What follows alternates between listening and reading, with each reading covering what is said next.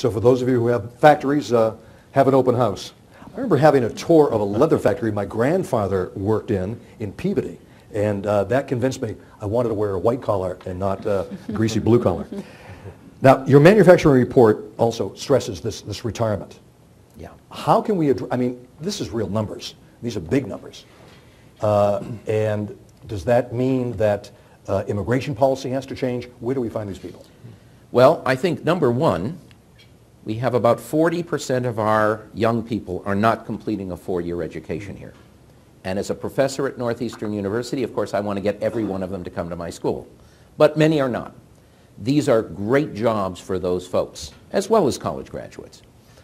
We need to convince them, first of all, that this is something they should look at. Second of all, we have to get high school counselors telling them that this is a reasonable job to go into. Both of my parents, fortunately, graduated from college. They grew up in New York. They came from reasonably poor families, but City College of New York in Hunter was absolutely free. My dad spent $5 on his undergraduate education.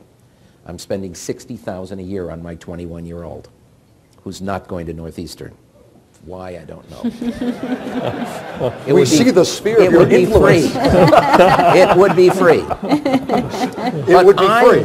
My parents expected, once they knew that my brain worked, that I was going to go to college. Could my kid be your son? That would be great. We could work a deal here. Good, okay, great.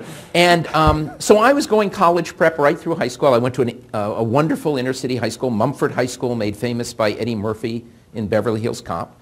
And I had physics, biology, English, history, civics, 2 years of industrial drawing, a semester of machine shop, a semester of wood shop, a semester of print shop where I printed my first business card.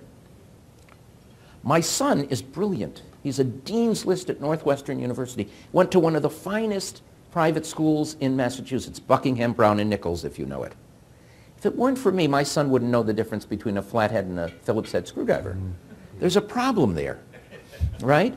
And we need to bring back a broader idea of what skills training is. We need to think about apprenticeships. We need to think about how the private sector and manufacturers work more closely with the high schools and the vocational schools.